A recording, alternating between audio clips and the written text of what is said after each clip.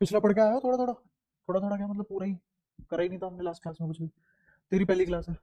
ठीक है, बहुत बढ़िया। कोशिश करियो समझ में आए। बाकी चैलेंज है। तेरे को याद है पिछली क्लास का सब? ऑलमोस्ट ठीक है। याद है? पढ़ के आया? बढ़िया। तो अच्छा, मैंने एक और होमवर्क दिया था तुम्हें। एक बड़ा सा होमवर्क दिया था एक साथ ही, जो तुम्हें दिक्कत कर सकता था। कर लिया? वो निपटा लिया? ऑलमोस्ट हो गया, थोड़ा सा ही बचा है बस। और वेक्टर करा? वो पूरा हो गया। आया सब समझ में? कोई चीज पूछनी हो पूछ सकता है अभी उसमें जो आया ना सब समझ। ठीक है, तूने पढ़ा वेक्टर? एक ही थी और कौन सी थी? वो बाकी तो क्वेश्चन प्रैक्टिस है। मतलब एक क्लास ऐसे होगी ना, मतलब कोई तो इंस्टीट्यूट होगा ना दुनिया में जो डाउट भी डिस्कस करता होगा। वो है ये। तो पहले तुम्हारा चैप्टर हो जाता है, फिर डाउट भी डिस्कस होते हैं, क्वेश्चन प्रैक्टिस भी होती है, सारी चीजें होती है। बिना क्वेश्चन प्रैक्टिस क्या करोगे क्या? मैंने तुम्हें ज्ञान दे दिया, अप्लाई करने को कुछ है ही नहीं, प्रैक्टिस ही नहीं है तुम्हें, क्या फायदा? ठीक है। तो वेक्टर की पहली वीडियो हो गई, उसमें सब समझ आ गया। उसमें तो कोई दिक्कत नहीं है ना। अब तुझे पता है दो वेक्टर को जोड़ते कैसे हैं, दो वेक्टर को मल्टीप्लाई कैसे करते हैं, दो तरीके से मल्टीप्लाई कर सकते हैं, डायरेक्शन कैसे निकालते हैं, कब कोई चीज वेक्टर बनती है कब कोई नहीं बनती, यूनिट वेक्टर क्या है, सारी चीजें पता है। पक्का? करा है? अच्छा। शक्ल बता रही थी इसलिए अलग से पूछा गया। क्या करूंगा मैं बीज गणित का? आज मेरे को ट्रिग्नोमेट्री करानी ही नहीं। वेक्टर कहाँ आएगा? सब कुछ करना था ना। मतलब ठीक है, तुम्हारे पास 6 घंटे थे ना। दो 48 घंटे में से 6 घंटे तो यार तुम निकाल सकते हो। और ये भी नहीं निकालोगे तो क्या करोगे? क्या? स्कूल जाना था। ठीक है, स्कूल में कितना काम हो रहा है? जैसे? हाँ, कितनी हो गई?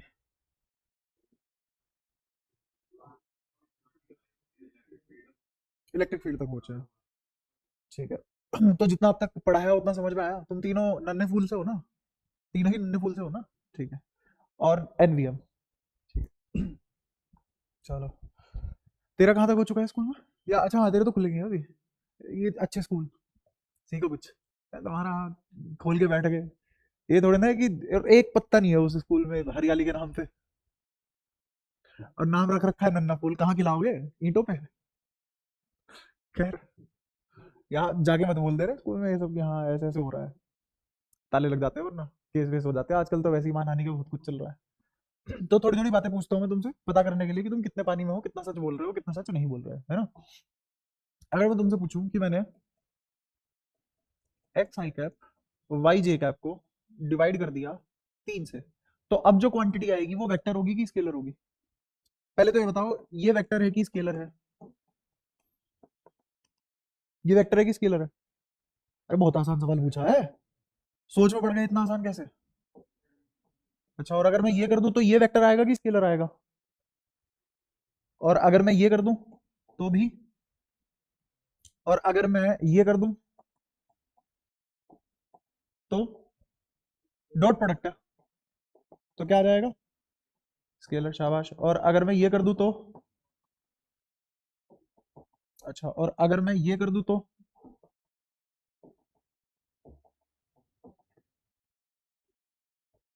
ये स्केलर आएगा वेक्टर आएगा? तुम तो पढ़ के आए थे। यूनिट वेक्टर क्या करता है? अब तो पता होगा तुम्हें, क्योंकि मैंने तुम्हें पहले पूरा मौका दिया है। तुम पूछो मेरे से जो नहीं आया समझ में, फिर मैंने तुमसे पूछा है। बताओ इसमें कहाँ मैं कुछ गलत किया? और अब तुम कर रहे हो वो गलत है? बोलो हाँ। तुम गलत हुए ना, हाँ अपनी गलती नहीं मान सकते भाई साहब, ठीक है? तो 3 इंटू यूनिट वेक्टर मतलब, तो थोड़ी बहुत चर्चा तुम्हें यूनिट वेक्टर पे चाहिए। ये तुम पढ़ ही नहीं रहे हो। तो ऐसा तो नहीं है कि ऐसे एरो दबा के रखा तुमने, और वो एरो दबाते दबाते 1.5 मिनट में वीडियो खत्म हो गई, 1.5 घंटे की खत्म काम। क्या कुछ तो गया जैसे तैसे, तीर चलता हुआ चला गया एक स्क्रीन से उधर तक, अपना हो गया वेक्टर। ऐसा तो कुछ नहीं है। यूनिट वेक्टर जिसने जो जो पढ़ा है फटाफट बता दो एक बार। नमस्ते। तुम लेट आते हो भाई। हाँ, तू बता यूनिट वेक्टर में क्या क्या पढ़ा? अरे यार ये तो बहुत बेकार जवाब है, ऐसे तो मैं तुम्हें कैसे करवाऊंगा, तुम तो मेरे को पेपर में भी बोल दोगे, अब एक हफ्ते बाद में तुम्हारा टेस्ट ले लूं और तुम बोल दो हमें तो याद ही नहीं है, कर लो क्या कर रहे हो। तो बहुत गलत बात नहीं हो जाएगी। मान लो तुम्हारे पास पेशेंट आया, उसको अपनी बाईपास करवानी है, बाईपास सर्जरी करवानी है, तो यार मैं तो भूल गया कौन सी रास्ते। जिंदगी में ऐसे काम नहीं चलता, बड़े होने वाले हो तुम। दो पेन में फर्क जानते हो, कच्ची पेंसिल और एक पक्की पेंसिल। कुछ टाइम बाद तुम्हें क्या दे दिया जाता है, पेन जिसको पक्की पेंसिल बोलते हैं। क्यों दिया जाता है भाई साहब, आप अपनी हर गलती नहीं मिटो पाओगे आप। अब जो गलती कर दी वो छपी रह जाएगी। तो ऐसी अब जो तुम गलती करते चले जाओगे ना, उसका खामियाजा तुम्हें भुगतना ही पड़ेगा। जैसे अभी हम टाइम खो रहे हैं, दूसरा तुम्हें अभी भी वो चीज नहीं आती टाइम खो के जो आनी चाहिए थी, तो तुम उतना एफिशिएंट भी नहीं हो पाए, उतना पढ़े लिखे भी नहीं हो पाए। तो अब कुछ चीजें ऐसी है जो तुम्हारे परमानेंट धब्बा डालती चली जाएगी जिंदगी में। थोड़ा थोड़ा ध्यान रखना इन चीजों का, और ये इकट्ठी हो के ना, फिर एक पूरा का पूरा जब संसार बन जाता है इन गलतियों का, फिर आदमी, तुम बोलते हो ना गलतियों का पुतला है, तो ऐसे पुतले जला दिए जाते हैं। हल्के में मत लेना भाई, जिंदगी को तुम्हारे हाथ में है, खुश रहना दुख रहना। खैर यूनिट वेक्टर तो नहीं पढ़ाऊंगा मैं, टाइम लगेगा बहुत ज्यादा। मैं तब पढ़ाऊंगा जब तुम पढ़ के आओगे और तुम्हें दिक्कत आएगी, तुम मेरे से पूछोगे। समझ रहे हो? ऐसा नहीं होना चाहिए ना, मैं ही सीरियस हूँ बस, और मैं ही पढ़ा पढ़ा के पगला गया, और मैं ही पढ़ रहा हूँ।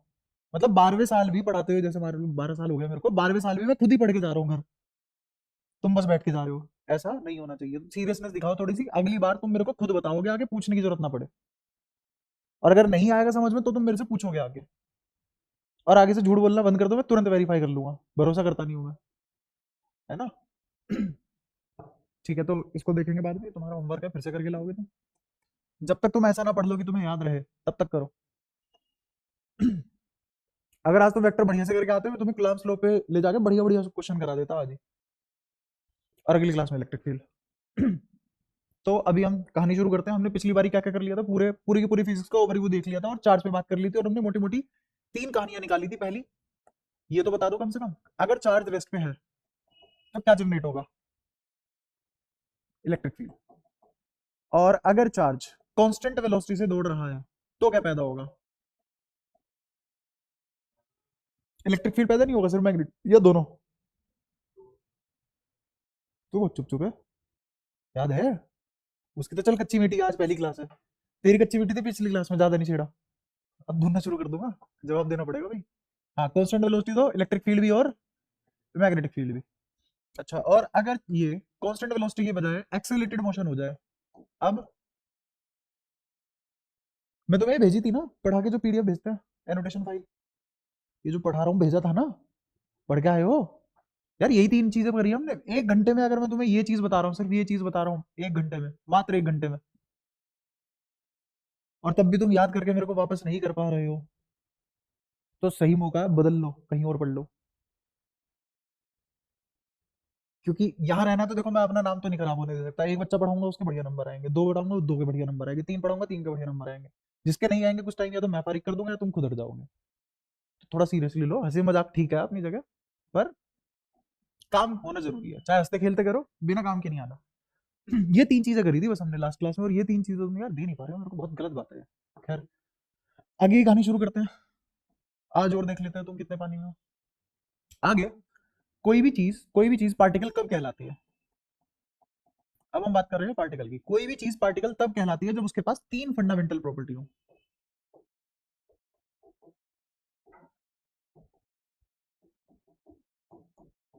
अगर किसी भी चीज के पास ये 3 फंडामेंटल प्रॉपर्टी है, उसको हम पार्टिकल बोल पाएंगे, वरना उसको कभी भी पार्टिकल नहीं बोल पाएंगे। सबसे पहली प्रॉपर्टी, मास होना चाहिए, ये सब कुदरत की सबसे फंडामेंटल प्रॉपर्टी है। दूसरा चार्ज, तीसरा स्पिन। इसके बारे में तुम कभी कुछ खास नहीं पढ़ने वाले। हाँ, लेकिन मास तुमने पढ़ा हुआ है, चार्ज के बारे में तुम जानते हो। पूरी 11वीं मास के ऊपर थी, पूरी 12वीं चार्ज के ऊपर है। स्पिन तुम नहीं पढ़ोगे, थोड़ा थोड़ा मैं बता दूंगा तुम्हें इंटरेस्ट के लिए, बट नहीं पढ़ोगे तुम। तो ये तीनों की तीनों प्रॉपर्टी में से कोई भी प्रॉपर्टी किसी के पास है तो उसको पार्टिकल बोल पाएंगे। ठीक है, अगर कोई चीज ऐसी है जिसके पास ये तीनों ही नहीं है, तो उसे हम पार्टिकल नहीं बोल सकते। क्योंकि आगे आने वाले टाइम में अगर तुम बहुत एडवांस लेवल पे फिजिक्स पढ़ोगे, अगर कभी पढ़नी पड़ी तुम्हें, तो फिर वहां पे तुम्हें ये देखना मुश्किल हो जाएगा कि स्पेस क्या है, मैटर क्या है। तुम्हारे लिए ये क्लियर कट डिफाइन करना बहुत मुश्किल हो जाएगा, स्पेस मैटर में फर्क क्या है। अभी तो तुम कर रहे हो कि ठीक है, इमेज है, क्या है, मैटर, और ये खाली जगह क्या है, स्पेस। अभी तो तुम बोल पा रहे हो ये, लेकिन जब आगे डिटेल में फिजिक्स पढ़ोगे तो तुम ये सब नहीं बोल पाओगे जो भी बोल पा रहे हो। ये चीजें बाद में जाके कहीं कहीं गलत हो जाती है ना, इतनी ट्विस्टेड है चीजें। तो इसीलिए अगर किसी भी चीज के पास ये तीनों नहीं है तो वो मैटर नहीं है या वो पार्टिकल नहीं है। लेकिन कोई भी एक चीज अगर किसी एक के पास है तो वो मैटर है। जैसे मान लो किसी के पास मास है, चार्ज नहीं है, तो क्या वो पार्टिकल हो सकता है? ऐसा क्या बोल दिया मैंने? तुम बिल्कुल ऐसे बैठते हो जिगली बफ तुम्हारे मुंह पे पेन चला गया हो। बस अब सोने वाले हो। हाँ बताओ बताओ, दोबारा बताओ, सारे बताओ। अगर किसी चीज के पास, जल्दी बैठ, नमस्ते छोड़ बाद में। किसी चीज के पास अगर मास है, किसी चीज के पास अगर मास है, चार्ज स्पिन नहीं है, तो क्या मैं उसको पार्टिकल बोल सकता हूँ? और आसान भाषा में पूछता हूँ, किसी चीज के पास ये है और ये नहीं है, तो क्या उसे पार्टिकल बोला जा सकता है? अभी अभी मैंने क्या बोला कि इन तीनों में से कोई भी एक चीज है तो पार्टिकल है, और अगर तीनों ही नहीं है तो उसे पार्टिकल नहीं बोल पाएंगे। बस इतना समझाया उसमें, यार इतना कॉम्प्लिकेट कैसे कर सकते हो तो। अगर मास है तो पार्टिकल है, अगर चार्ज है तो पार्टिकल है, स्पिन है तो पार्टिकल है। हाँ हाँ, चार्ज होगा तो मास भी होगा, वो बाद में पढ़ूंगा। पर पहले तुम्हें ये पता होना चाहिए कि पूरी कुदरत की तीन फंडामेंटल यही प्रॉपर्टी है। उसमें से मास तुम 11वीं में पढ़ा है, चार्ज तुम अब पढ़ोगे पूरी 12वीं, और ये स्पिन भगवान जाने पता नहीं कब पढ़ोगे, है ना। हल्का हल्का सा मैं बता के छोड़ दूंगा अभी। तो मास की अगर बात करें, मास हमें नहीं पता। चार्ज की अगर बात करें, चार्ज हमें नहीं पता। स्पिन की बात करें, थोड़ा थोड़ा पता है। स्पिन थोड़ा थोड़ा पता है। अगर तुम में से किसी के दिमाग में चल रहा है कि मास क्या है, मैटर कंटेंट, तो ये बहकावा है। किताबी भाषा है, लिख सकते हैं। बट अगर कोई तुमसे पूछ ले कि मैटर क्या होता है, जिसके पास मास होता है, तो ये कोई परिभाषा नहीं हुई, इसलिए हम मास के बारे में नहीं जानते। हाँ, मास से क्या क्या बनता है, मास से क्या क्या बनता है या इसके क्या कंट्रीब्यूशन है वो जानते हैं। तुम ये जानते हो मैं क्या करता हूं, तुम ये जानते हो मैं क्या कर सकता हूं, तुम ये जानते हो मैं क्या किया है, पर तुम मुझे नहीं जानते। ये ऐसी वाली बात है, समझे। जैसे कोई भी एक्ट्रेस है, या कोई भी एक्टर है, या कोई भी सेलिब्रिटी, उसने जो किया तुम्हें पता है, लेकिन क्या तुम उस सेलिब्रिटी को जानते हो एज ए पर्सन? नहीं जानते ना। वही वाली बात है बस यहाँ पे, कि तुम कंट्रीब्यूशन जानते हो, असलियत में वो खुद क्या है वो नहीं जानते। सेम चार्ज के लिए, चार्ज का मैंने तुम्हें बताया कौन सी प्रॉपर्टी, इलेक्ट्रोमैग्नेटिक इन्फ्लुएंस या प्रॉपर्टी, जो भी तुम बोलना चाहो। और ये क्या है, जो चार्ज पोजेस करते हैं। क्या ये भी ऊपर वाली ही बात होगी? तो हम इसको नहीं जानते, बट इसका कंट्रीब्यूशन जानते हैं। स्पिन के बारे में हम थोड़ा थोड़ा जानते हैं, और जब हम जानते ही इतना कम है स्पिन के बारे में, तो हम इसको वैसे ही नहीं बोल सकते कि हम जानते हैं कि नहीं जानते। तो इसका हमें कंट्रीब्यूशन भी कुछ खास नहीं पता। बस इतना बताया कि अगर लाइक स्पिन है तो न्यूक्लियर फोर्स स्ट्रॉन्ग होंगे, और अगर लाइक स्पिन है तो न्यूक्लियर फोर्स वीक होंगे। बस इतना जानते हैं, इससे खास कुछ नहीं जानते। अच्छा, तो स्पिन थोड़ा थोड़ा मैं बता देता हूँ जितना पता होना चाहिए तुम्हें। स्पिन दो तरीके की हो सकती है, एक क्लॉकवाइज और एक एंटी क्लॉकवाइज। ठीक है, मान लो किसी पार्टिकल के पास, कोई पार्टिकल है, उसके पास स्पिन है plus minus half. Plus minus half spin का मतलब है कि वो दो रोटेशन में अपनी वापस ओरिजिनल ओरिएंटेशन पे आ जाएगा, और आसान भाषा में दो चक्कर बाद अपनी सेम ओरिएंटेशन पे आ जाएगा। ठीक है, जैसे कि अगर मैं एक ऑब्जेक्ट लूं, ये मान लो एक टैब ऑब्जेक्ट लिया मैंने, और इस पे कोई मार्क कर दिया, जैसे ये वाला वाइट तुम्हें दिख रहा है, इसको मार्क कर दिया रेफरेंस की तरह। अब मैं कितने चक्कर बाद इस वाइट मार्क को वापस वही ले आया? एक चक्कर बाद। इसका भी आंसर मुझे बताना पड़ रहा है। अरे ये तो बता दो भाई, सो रहे हो जाग रहे हो ये तो बताओ, जिंदा हो सभी? शाबाश, उसका भी नहीं पता जिंदा है कि नहीं, हम तो चुप बैठे हैं। दही जमाए हो क्या मुंह में? बताओ। ये वाइट वाली दिख रही है, घूम के वापस आ गई, कितने चक्कर बाद? एक। क्या एक चक्कर बाद ये वाइट वहीं आ गया जहां था? तो इसकी स्पिन वन है, इसकी स्पिन वन है। अब मुझे इमेजिन करके बताओ कोई ऐसी चीज जिसकी स्पिन प्लस माइनस हाफ हो। प्लस माइनस हाफ मतलब दो चक्कर बाद सेम ओरिएंटेशन। तुम ऐसे ही पढ़ते रहे तो बहुत ज्यादा दिक्कत हो जाएगी, मैं तेज नहीं चल पाऊंगा। और हमें तेज चलना है, चीजें बहुत सारी करनी है, क्वेश्चन भी बहुत सारे करने हैं। एक चैप्टर से 150 क्वेश्चन भी नहीं करोगे तो क्या किया जिंदगी में। दो चक्कर बाद सेम ओरिएंटेशन। क्या कोई ऐसा ऑब्जेक्ट ढूंढ सकते हो या सोच सकते हो जो दो चक्कर बाद अपनी सेम ओरिएंटेशन पे आता हो? कोशिश करना घर जाके, और पूरे साल करते रहना, नहीं सोच पाओगे। इमेजिनेशन की एक बहुत खास बात है, तुम वही इमेजिन कर सकते हो जो तुमने देखा है, या उनको मिला के इमेजिन कर सकते हो जो जो चीज तुमने देखी है, कुछ नया इमेजिन नहीं कर सकते, ये हम इमेजिन नहीं कर सकते। और यही स्पिन किसकी होती है? इलेक्ट्रॉन की, प्रोटॉन की। इलेक्ट्रॉन और प्रोटॉन की यही स्पिन होती है, इसीलिए आज तक ना तो हम इनकी शेप बता पाए, ना ये बता पाए कैसे दिखते हैं, ना ये बता पाए घूमते कैसे हैं, क्योंकि हम कभी इमेजिन ही नहीं कर सकते कि कौन सी ऐसी शेप है तो दो चक्कर बाद सेम ओरिएंटेशन में आती हो। अगर ऐसी किसी की स्पिन दो है, प्लस माइनस दो है, तो प्लस माइनस दो स्पिन होने का क्या मतलब हुआ? कि वो आधे चक्कर बाद अपनी ओरिएंटेशन पे आ जाए, आधे चक्कर बाद सेम ओरिएंटेशन। तो ऐसे भी ऑब्जेक्ट नहीं सोच सकते हम। तो ये सब स्पिन बहुत खतरनाक चीज है ना। और इसके बारे में हम मैक्सिमम क्या जानते हैं कि अगर मेरी स्पिन सेम डायरेक्शन में है किन्हीं भी दो इलेक्ट्रॉन की, तो यहां क्या प्रोड्यूस हो जाएगा? फिर किन्हीं भी दो न्यूक्लियन की, तो क्या प्रोड्यूस हो जाएगा? Strong nuclear force, strong nuclear force. और ऐसे ही अगर स्पिन अपोजिट है तो इसका मतलब वीक न्यूक्लियर फोर्स। ये सब बातें तुम्हें और गहराई में समझने आनी शुरू हो जाएगी जब तुम साल दर साल आगे बढ़ते चले जाओगे। तो स्पिन मैंने तुम्हें बता दिया, इससे फालतू तुम्हें स्पिन के बारे में जानने की जरूरत नहीं पड़ेगी, ठीक है। नहीं, कैसे हो सकती है?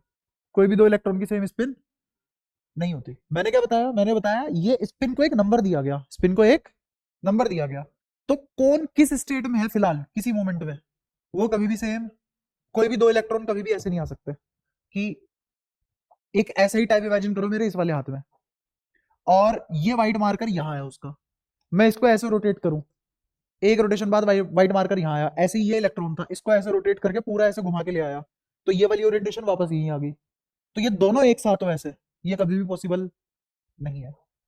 No two particle can go under identical spin.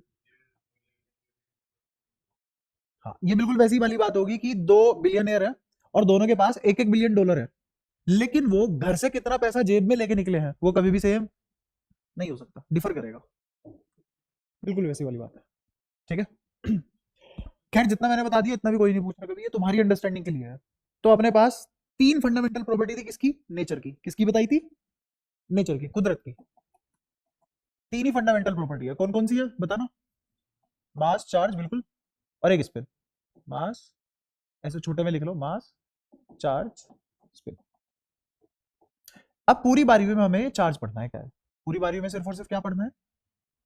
Charge. Charge by convention पिछली क्लास में भी बताया दो टाइप का होता है, एक पॉजिटिव एक नेगेटिव, एक को प्रोटॉनिक बोलते हैं, एक को इलेक्ट्रॉनिक बोलते हैं। ये किस में पाया जाता है? इलेक्ट्रॉन पे। ये किस में पाया जाता है? प्रोटॉन पे। ये हमने पढ़ा था लास्ट क्लास में, ठीक है। और ये सब क्या है? कन्वेंशन है। ये सब क्या है? कन्वेंशन है। ऐसा क्यों किया गया? ऐसा इसलिए किया गया क्योंकि चार्ज एक एडिटिव चीज है, चार्ज इज एडिटिव। अगर चार्ज ऐड हो सकता है तो इसको नंबर की तरह खेलना पड़ेगा, इसमें प्लस एक माइनस एक दो तीन ऐसे करके, है ना। बस यहाँ पे हल्की सी कॉम्प्लेक्सिटी है, वहीं पे क्लियर करते हुए चलो। कॉम्प्लेक्सिटी ये है कि अगर मैं तुमसे पूछूं माइनस दो और एक में से कौन बड़ा है, ये तो बता देना भाई साहब। एक बड़ा है, ये सबको पता था, ठीक है। बट अगर मैं तुमसे पूछूं माइनस दो कलाम और एक कलाम में से कौन बड़ा है कौन छोटा है, चार्ज की यूनिट कलाम होती है, लिख दूंगा अलग से, दोबारा बोल देता हूँ, चार्ज की यूनिट कलाम होती है, ऐसा यूनिट कलाम। तो मैंने चार्ज लिखा है एक माइनस दो कलाम का और एक कलाम का, इसमें से कौन बड़ा कौन छोटा? माइनस दो कलाम बड़ा, ये कंपेयर किए ही नहीं जा सकते, कैन नॉट बी कंपेयर्ड। ये बिल्कुल वैसी वाली बात होगी कि मैं किसी की नाक किसी के ट्राउजर से कंपेयर कर लूं, ये पॉसिबल है क्या? कंपैरिजन लाइक वाली चीजों में होता है, नाक नाक से ही तो कंपेयर होगी। क्या यार देख उसकी आंखें देख बिल्कुल घुटने जैसी, कभी सुना है ऐसा कंपैरिजन? नहीं ना। आंखों को किससे कंपेयर किया जाएगा? आंखों से ही कंपेयर किया जाएगा ना। तो कंपैरिजन लाइक वाली चीजों में होता है, कंपैरिजन लाइक वाली चीजों, इसीलिए तुम्हारे घर वाले तुम्हें जानवर से कंपेयर करते हैं। आज पता लग गया। तो कैन नॉट बी कंपेयर्ड मतलब ये दोनों सिमिलर चार्ज नहीं है, दो अलग अलग डिफरेंट टाइप के चार्ज है। यहां बताया मैंने। क्या नेगेटिव चार्ज एक अलग नेचर के चार्ज हो गए? क्या पॉजिटिव एक अलग नेचर का चार्ज हो गया? जब दोनों का नेचर अलग अलग है तो कंपेयर कैसे कर लोगे भाई साहब आप? तो ये कंपेयर नहीं हो सकते। हाँ, इनका मैग्नीट्यूड कंपेयर कर सकते हो, magnitude can be compared, magnitude can be compared. अब इसकी क्वांटिटी कितनी है? 2, इसकी क्वांटिटी कितनी है? 1। अब कंपेयर हो जाएगा। अब बात समझ में आती है? यहां तक कोई भी परेशानी? तो किन्हीं भी दो चार्ज का हम हमेशा क्या कंपेयर करते हैं? मैग्नीट्यूड। अब मैं फिर से तुमसे छोटे छोटे सवाल पूछूंगा, मेरे को बताओ 3Q और 8Q में से कौन बड़ा कौन छोटा? 8Q।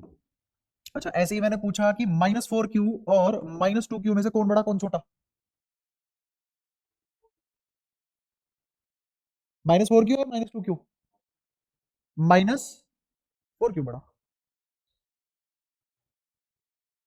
इसका रीजन ये नंबर नहीं है, नंबरों की तरह बिहेव करते हैं, नंबरों की तरह एल्जेब्रा परफॉर्म होती है, बट इसका मतलब ये नहीं है खुद नंबर हो गए। अगर तुम्हें कहीं देखना हो तो -4Q का इफेक्ट -2Q से ज्यादा होगा। अगेन ये क्या है? नेचर है दोनों। पॉजिटिव और नेगेटिव होना क्या है? नेचर। तो कौन ज्यादा स्ट्रॉन्ग नेचर शो करेगा नेगेटिविटी का? -2 की -4? -4। ठीक है।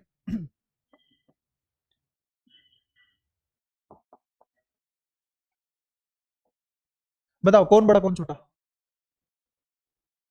कंपेयर नहीं कर सकते। कौन बड़ा कौन छोटा? क्या ये सारी बातें क्लियर है? कब तक भूल रहे हो? फिर से बताओ। याद रहेगी? पूछूंगा कल को वापस कर दोगे? ठीक है। क्योंकि अब तक कुछ नहीं पढ़ाया, बस अब तक हमने ये ढूंढा कि पिछली क्लास में मैंने तुम्हें सिर्फ 3 चीजें पढ़ाई थी, वो वापस मांग ली, वो दे नहीं पाए। कर लियो यार, पीछे रुक जा, अभी चल लेते, बहुत लेट है। ऐसे नहीं कर पाओगे तुम सिलेबस खत्म 15-16 साल में भी, जैसे तुम चुप आके बैठ जाते हो एकदम, कोई रिस्पॉन्स नहीं, कोई जिम्मेदारी नहीं, बस आके बैठने का काम है। ऐसे तो यार तुम कहीं भी बैठ सकते हो, बस स्टैंड पे भी तो बैठ सकते हो। सही बात नहीं है? गलत कह रहा हूँ तो बताओ। ठीक है, आगे की बात करते हैं अब। तो तुम्हें यहाँ तक चार्ज के नेचर के बारे में सब कुछ पता लग चुका है ना? अब एक चीज के बारे में आते हैं, अगर ये ऐड हो सकते हैं, अगर चार्ज ऐड हो सकते हैं, तो -x कूलाम्ब और +x कूलाम्ब को जोड़ दो एक बार। अगर मैं इन दोनों को जोड़ दूंगा तो मेरे पास कितना कूलाम्ब आएगा? 0 कूलाम्ब। ऐसी ही अवस्था को हम क्या बोलते हैं? न्यूट्रल। ठीक है। तो क्या मुझे यहाँ पे चार्ज की क्लासिफिकेशन में एक और ब्रांच लगा के ऐसे न्यूट्रल नहीं लिख देना चाहिए? ये 3 नेचर होते हैं चार्ज के, एक पॉजिटिव, एक नेगेटिव और एक न्यूट्रल। क्या ऐसा नहीं पढ़ना चाहिए हमें? नहीं पढ़ना चाहिए। रीजन भी, ये कोई वेरिएशन नहीं है, ये इन दोनों का एडिशन है। क्लासिफिकेशन में तो वो चीजें लिखते हैं ना जो एक दूसरे से बिल्कुल अलग होती है, और इन दोनों के जोड़ से अगर कोई तीसरी चीज आ रही है तो कर चुका ना इसमें काउंट क्लासिफिकेशन में। तो इसीलिए ये न्यूट्रल कोई थर्ड वेरिएशन नहीं है, not third variation, but combination of two already existing variation. क्या ये वाली बात भी समझ पाए? समझ पाए हो? हाँ तो तुम सारे बोल के जाते हो, फिर अगले दिन ना बोल देते हो। समझ पाए हो? आ रहा है समझ? श्योर? मम्मी कसम? ठीक है। तो एडिशन से हमारा चार्ज 0 भी आ सकता है। अब 0 चार्ज होने का मतलब, 0 चार्ज में होने का मतलब ये नहीं है कि उस पर चार्ज ही नहीं है। ये भाषा समझ में आई जो लिखी? 0 चार्ज का कतई भी ये मतलब नहीं है कि उसके पास चार्ज नहीं है। इसका ये मतलब है कि उसके पास चार्ज तो है, बट अपोजिट नेचर का, दोनों इक्वल अमाउंट में है। तो charge present but of opposite nature and in equal quantity. क्या क्वांटिटी ऐसे लिख सकता हूं? पढ़ लोगे घर जाके? पक्का? तो क्यू प्रेजेंट तो है, बट नेचर अपोजिट है और क्वांटिटी इक्वल है। ये मतलब है किसका? 0 चार्ज का। 0 चार्ज का कतई भी मतलब ये नहीं है कि उसके पास कोई चार्ज, चार्ज है बट दोनों सेम नेचर का है। ठीक है। थोड़ी सी अच्छी बात करके बताता हूं, अगर ऐसा ना होता, अगर ऐसा ना होता तो चार्ज तो ऐड हो सकता है ना, अभी अभी पढ़ा। अगर चार्ज ऐड ना होता तो न्यूट्रॉन नाम की चीज एग्जिस्ट नहीं करती। मैं मान के चलता हूं न्यूट्रॉन, तुम जानते हो कि न्यूक्लियस के अंदर का एक प्राणी है जिसपे चार्ज 0 होता है। न्यूट्रल होता है। क्लियर है?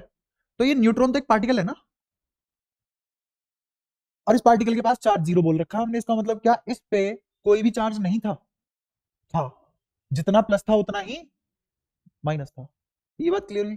तो अगर चार्ज ऐड ना हो सकता तो न्यूट्रॉन एग्जिस्ट नहीं करता। ठीक है? और अगर न्यूट्रॉन एग्जिस्ट कर रहा है, अगर न्यूट्रॉन एग्जिस्ट कर रहा है, तो इसी की वजह से प्रोटॉन इलेक्ट्रॉन एग्जिस्ट कर रहे हैं। समझाता हूं कैसे। इलेक्ट्रॉन पे जितना नेगेटिव होता है उतना ही प्रोटॉन पे इन दोनों को मिलाया गया होगा, तभी तो न्यूट्रॉन बना होगा। क्या ये बात समझ पाए? इसका मतलब एक न्यूट्रॉन तुम्हें एक प्रोटॉन और एक इलेक्ट्रॉन दे सकता है, और एक प्रोटॉन एक इलेक्ट्रॉन मिलकर तुम्हें एक न्यूट्रॉन दे सकता है। अगर चार्ज एडिटिव ना होता ये सब पॉसिबल नहीं होता। क्लियर है ये वाली बात? यहां तक कोई भी परेशानी? ठीक है। तो हमने क्या पढ़ा, चार्जेस एडिटिव। अब तक हमने क्या पढ़ लिया, चार्जेस एडिटिव। ये पहली प्रॉपर्टी है किसकी, चार्ज की। तो यहां हेडिंग डाल देते हैं, properties of charge. Again nature की कितनी प्रॉपर्टीज है, तीन। और चार्ज की प्रॉपर्टी क्या नेचर से अलग होगी? हाँ, नेचर का एक हिस्सा है चार्ज, अब उसकी भी प्रॉपर्टीज चल रही है। पहले मैंने तुम्हें कुदरत की प्रॉपर्टी बताई, फिर उस कुदरत की एक प्रॉपर्टी में से बाकी बची हुई प्रॉपर्टी बता रहे हैं। क्लियर है? क्रोनोलॉजी समझ पा रहे हो? ठीक है।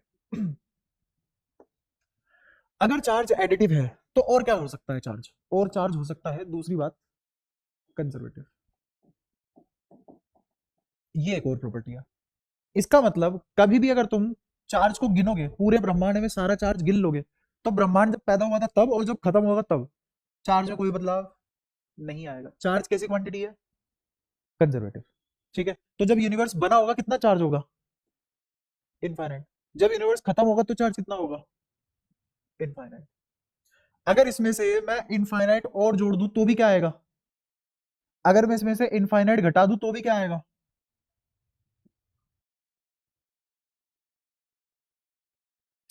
ये दो लाइनें समझ में आई?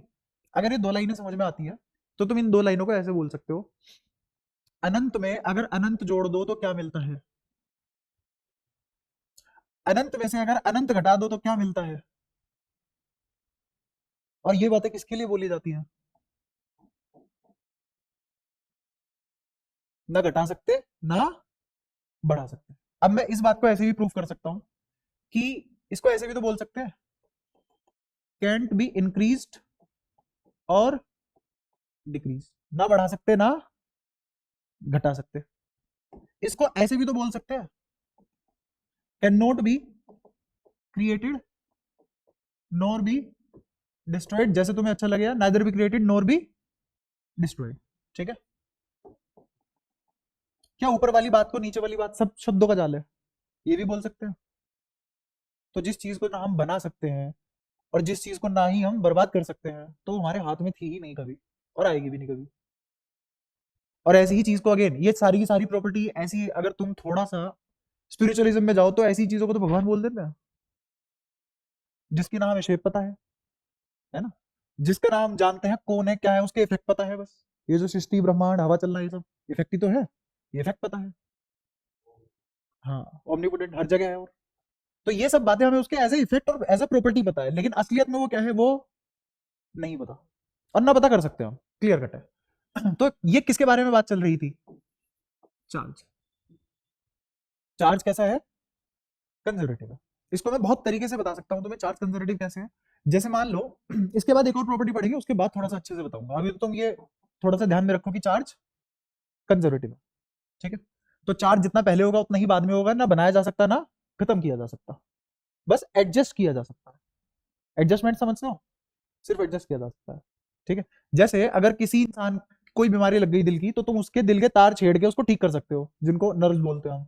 हाँ, वो साउथ वाले ऑपरेशन नहीं कि लिटरली थर्माकोल का फेंक दिया, लेकिन हम बना नहीं सकते उसको। हम क्या कर सकते हैं उसमें, बस एडजस्टमेंट कर सकते हैं। ठीक है? अच्छा, तीसरी प्रॉपर्टी, तीसरी प्रॉपर्टी ये बोलती है, तीसरी प्रॉपर्टी है जिसका नाम है क्वांटाइजेशन। अब ये तीन प्रॉपर्टी मैं तुम्हें पढ़ा रहा हूं, इन्हें मिला के कुछ अच्छी चीजें बताऊंगा फिर। क्वांटाइजेशन ये कहता है कि चार्ज अगर ट्रांसफर होता है, चार्ज अगर ट्रांसफर होता है तो उसके कुछ नियम है ट्रांसफर होने के। और क्वांटाइजेशन सिर्फ और सिर्फ कौन सी दुनिया के लिए वैलिड है, सिर्फ और सिर्फ माइक्रोस्कोपिक। कौन सी दुनिया के लिए वैलिड होगा? दो तरीके की दुनिया होती है, एक मैक्रो जिसमें हम जीते हैं और एक माइक्रो जिसमें सब एटॉमिक पार्टिकल जीते हैं। समझ में आ रहा है क्या बोल रहा हूँ? मैक्रो मतलब जो हम देख पा रहे हैं, बड़ी बड़ी टेबल, कंप्यूटर, पंखे, तुम खुद, ये सब क्या है? मैक्रो चीज है, मैक्रो वर्ल्ड। हाँ, जैसे ये एग्जाम्पल है ना, तो बहुत सूझा है, हाँ ये एग्जाम्पल है। और माइक्रो जिसको हम नहीं देख पाते, जिसको हम नहीं देख पाते, उसमें कौन कौन आता है? Electron, proton, neutron, quarks, mesons, pi mesons, baryon, ये सब। लिस्ट एंडलेस है, ठीक है। न्यूट्रॉन, एंटी न्यूट्रॉन, सब कौन सी दुनिया के आदमी है? माइक्रोस्कोपिक दुनिया के आदमी है। क्या? किसका? नहीं, क्वार्क्स जब तक मैं नहीं बता रहा तब तक आधा पाधा ऐसे नहीं होता उसमें। हाँ, उसमें 1/3 और 2/3 के हिसाब से एग्जिस्ट करते हैं, आधा नहीं होता। नहीं होता है, वो बता दूंगा मैं सब धीरे धीरे चलता हुआ, जहां मेरे को जरूरत पड़ेगी सब चीजें बता दूंगा, टेंशन मत लो। सीबीएसई की जो छोटी सी किताब है उससे बहुत ज्यादा बता दूंगा, और क्वेश्चन भी उससे बहुत ज्यादा करेंगे, पर वो तभी कर पाएंगे जब तुम सहयोग दोगे, और सहयोग बोले तो पहले तो इस बात का मतलब समझ में आना चाहिए ना। सहयोग मतलब अगर मैं तुम्हें किसी चैप्टर से 150 क्वेश्चन कराना चाहता हूँ, तो पक्की बात है वो मैं 1 महीने के अंदर अंदर करने पड़ेंगे ना, क्योंकि 12 चैप्टर है, 12, 13, 14 चैप्टर है बल्कि। तो अगर कोई बहुत बड़ा चैप्टर है तो हमें 15-20 दिन या हद से ज्यादा 1 महीने में खत्म कर लेना चाहिए, और मुझे कराने उसके 150 क्वेश्चन, है ना। और जैसे तुम सहयोग कर रहे हो वैसे कितना टाइम लगेगा? 15 साल तुम्हें 12वीं करने में लग जाएंगे, है ना। या तो ये मैं तुम्हारा पागल बनाऊं, तुम्हें सब कुछ समझ में आ रहा है और तुम बढ़िया खुश चलो, और आखिरी में पेपर में धोखा हो जाए तुम्हारे साथ, और तुम 70 में से एवरेज 50 लेके खुश हो जाओ, एक है, एक भी नंबर ना कटने दे, सनकी हो जाए बिल्कुल। एक काट कैसे लिया? हमसे ज्यादा जानता है क्या? एक ही होता है। तो तुम्हारी दिक्कत है वो, तुम कैसे संभालना चाहते हो। मैं तो जैसे बोलोगे वैसे एडजस्ट कर लूंगा, मेरे को एडजस्ट करना आता है, तुम्हें नहीं आता होगा, मेरे को आता है। तो और तुम्हें एडजस्ट नहीं करना पड़ेगा, तुम्हें कंफर्ट जोन से बाहर आना पड़ेगा। ये जो तुम्हारी आदत है कुछ कुछ बदलनी पड़ेगी। चुप बैठना क्लास में, आपस में नहीं बोलना, आपस में बोलोगे मारूंगा अलग से।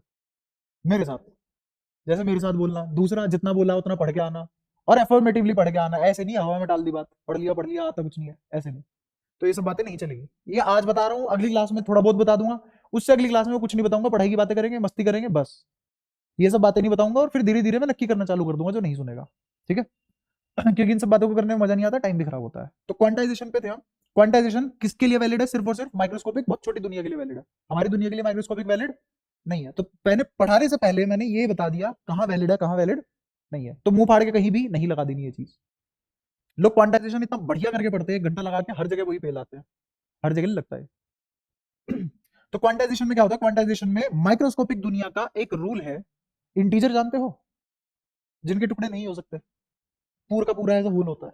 जैसे -2 + 2, -3 + 3, क्या 3/2 एक इंटीजर हो सकता है? 3/2 इंटीजर, 5/2, 1/2, अच्छा 2/3, ठीक है, 6/5, ये सब इंटीजर नहीं है। तो अगर चार्ज ट्रांसफर होता है किसी एक बॉडी से दूसरी बॉडी पे, कौन ट्रांसफर हो रहा है? चार्ज अगर एक बॉडी से दूसरी बॉडी पे ट्रांसफर हो रहा है, तो वो चार्ज हमेशा हमेशा इंटीग्रल मल्टीपल होगा। एन किसको बिलोंग करेगा यहाँ पे? इंटीजर। इस सेट का मतलब जानते हो ना, 11वीं में पढ़ा होगा इंटीजर। तो एन किसको बिलोंग करेगा? इंटीजर को बिलोंग करेगा। तो इंटीग्रल मल्टीपल होगा किसके? फंडामेंटल चार्ज के। अब यहीं पे मैं तुम्हारी एंट्री करवाता हूं फंडामेंटल चार्ज से।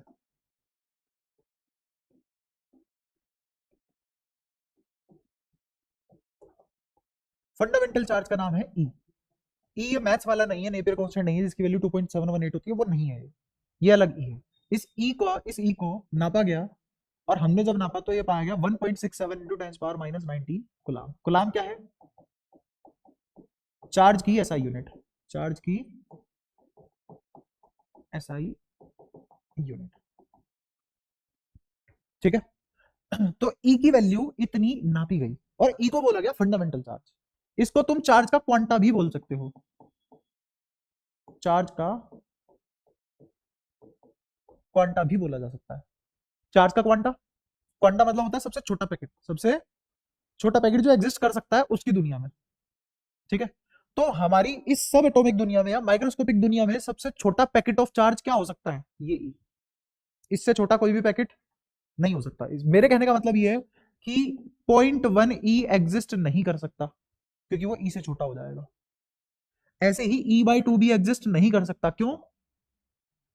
क्योंकि वो ई से छोटा हो जाएगा। इससे छोटा कुछ भी एग्जिस्ट नहीं कर सकता। खुद देखो ना, 10⁻⁻19 है, इसका मतलब ये नेगेटिव है नहीं, पावर नेगेटिव होने का मतलब नंबर नेगेटिव नहीं होता।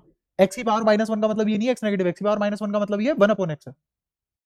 तो इसका मतलब ये कितनी जीरो से डिवाइड हो रहा है? 1.67 19 जीरो से डिवाइड हो रहा है, और तब जाके कहीं एक है पीछे पॉइंट के बाद। समझ में आया कितने छोटे नंबर से कितने ज्यादा छोटे नंबर से डिवाइड हुआ ये? क्लियर है सारी बातें? तो ये चार्ज इतना ज्यादा छोटा है कि इससे छोटा हम कुछ भी आज तक नहीं ढूंढ पाए, तो इसी को बोला गया फंडामेंटल चार्ज। अब समझ में आया फंडामेंटल बोलना क्यों वैलिड है? ठीक है। अब जो भी चीजें एग्जिस्ट करेंगी, या दुनिया का कोई भी चार्ज अगर एग्जिस्ट करेगा, तो उसको इसी के मल्टीपल में एग्जिस्ट करना पड़ेगा। ठीक है। जैसे 1.5 रुपया ला सकते हो तुम घर से, क्यों नहीं ला सकते? अठन्नी नहीं ढूंढ पाओगे, तुमने शायद सुनी भी नहीं होगी अठन्नी। 50 पैसा नहीं करता ना उसका सिक्का एग्जिस्ट, तो तुम घर से 1.5 रुपया क्यों नहीं ला पाए? क्योंकि अब जो सबसे छोटी यूनिट है तुम्हारे पास रुपए की, वो क्या है? एक। तो तुम या तो एक ला पाओगे, या दो ला पाओगे, या तीन ला पाओगे। तो ऐसे ही या तो मैं ई ला पाऊंगा, या 2 ई ला पाऊंगा, या 3 ला पाऊंगा। E/2 या E/4 या 3/2 ई नहीं ला पाऊंगा। ये सारी बातें समझ आई? पक्का? तो यहाँ पे क्या आ जाएगा? इंटीजर आ जाएगा। क्या ये सारी बातें समझा पाया मैं? तो क्वांटाइजेशन का बस इतना सा ये मतलब है कि जो भी मेरा चार्ज एग्जिस्ट करेगा, नेट चार्ज किसी भी बॉडी पे, वो integral multiple of fundamental charge exist करेगा। Integral multiple of fundamental charge ही एग्जिस्ट करेगा। क्लियर है ये वाली बात? बस इतनी सी बात किसने बोली? क्वांटाइजेशन में। यही बात, और ये किसके लिए वैलिड है? सिर्फ और सिर्फ माइक्रोस्कोपिक दुनिया के लिए। जैसे एग्जाम्पल के तौर पे अगर मैंने लिखा,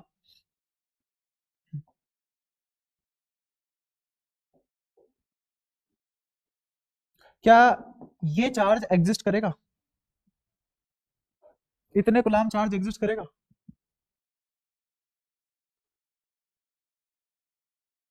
सोच के बताओ। पक्का? कैसे करेगा बताना? मैंने कुछ नहीं करा, इसका दुगना करा है बस। हाँ, इसका दुगना करा है, इसीलिए लिखने में थोड़ा सा टाइम लगा। तो क्या ये 2e लिखा हुआ है, और 2 तो इंटीजर होता है, तो ये चार्ज एग्जिस्ट करेगा। ये वाली बात समझ आई? ठीक है। अब इसमें कुछ छोटी छोटी यूनिट होती है। यूनिट क्या? जैसे माइक्रोकुलाम। माइक्रोकुलाम का मतलब होता है 1 माइक्रोकुलाम का मतलब होता है 10⁻⁻⁻⁶ कुलाम। ऐसे ही एक होता है नैनोकुलाम। नैनोकुलाम का मतलब होता है 10⁻⁻⁹ कुलाम। ऐसे ही 1 पिकोकुलाम का मतलब होता है 10⁻⁻12 कुलाम। अब मैं तुम्हारे सामने फिर से एक चार्ज लिखूंगा, बताना एग्जिस्ट करेगा कि नहीं करेगा। 1.67 इंटू 10⁻⁻19 माइक्रोकुलाम, क्या ये एग्जिस्ट करेगा? करेगा, क्यों? माइक्रोकुलाम में तो कितना हो जाएगा ये? 10⁻⁻19 इंटू 10⁻⁻6, तो कितना हो गया? 10⁻⁻25। तो इतना तो, ये तो ऑलरेडी छोटा था, और तुमने 10⁻⁻25 कर दिया, तो और ज्यादा छोटा हो चुका है। तो इसका मतलब ये चार्ज एग्जिस्ट नहीं कर सकता, क्योंकि इसे छोटा होना अलाउड नहीं है, होता ही नहीं है अलाउड। क्या? ऐसे ही अगर मैं तुमसे बोल दूं कि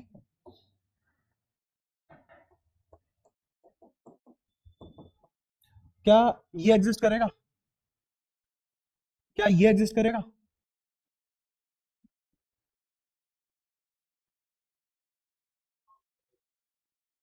क्या ये 1.67 से डिवाइड हो जाता है? 15.08 करके देखना पड़ेगा। तो डिवाइड लगा लो इसका इससे। 1 पॉइंट, एक काम करो, थोड़ा सा आसान कर लो, क्यों कैलकुलेशन चक्कर में पड़े हो? ऐसा कर लो। अब बताओ, अब तो डिवाइड नहीं होगा ना? तो इसका मतलब ये एग्जिस्ट नहीं करेगा। ठीक है। ऐसे ही अगर मैं तुमसे पूछ लूं कि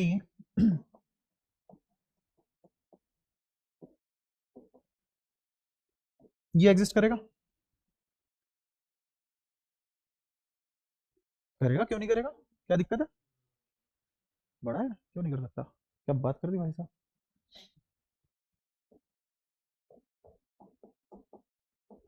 ये एग्जिस्ट करेगा?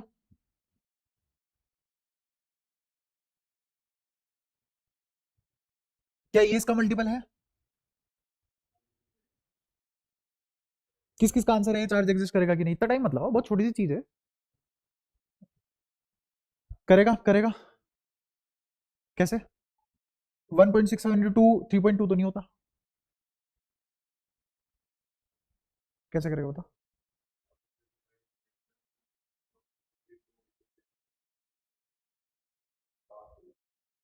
3 जीरो, या 4 जीरो, या 5 जीरो? हाँ भावनाएं समझ गया मैं तेरी।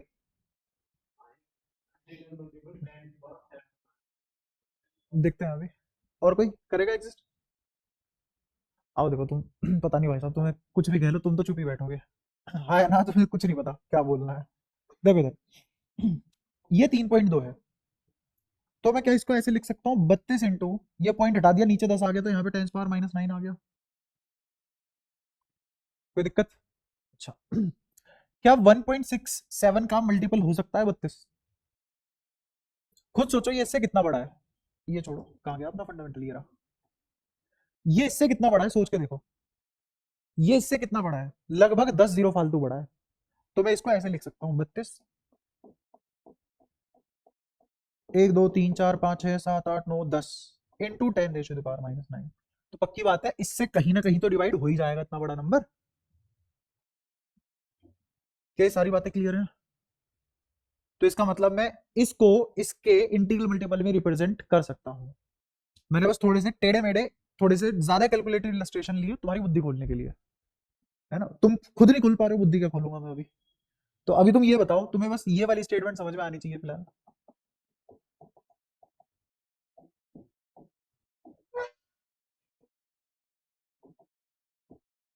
ये समझ आता है ना सबको? अगर ये इक्वेशन फॉलो हो गई तो चार्ज एग्जिस्ट करेगा, और ये इक्वेशन फॉलो नहीं तो चार्ज एग्जिस्ट नहीं करेगा, बात ही खत्म हो गई। ठीक है, ये मैंने तुम्हें 3 प्रॉपर्टी बता दी। अब इन 3 प्रॉपर्टी के बाद इन तीनों को मिला के बहुत कुछ खेला जा सकता है।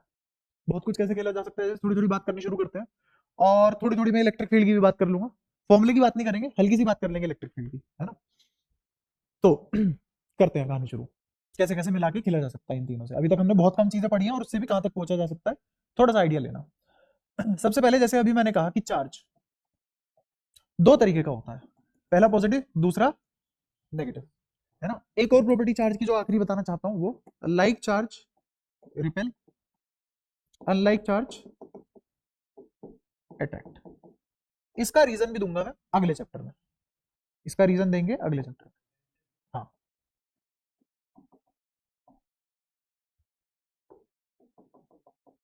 रीजन कहाँ मिलेगा तुम्हें इसका, अगले चैप्टर में।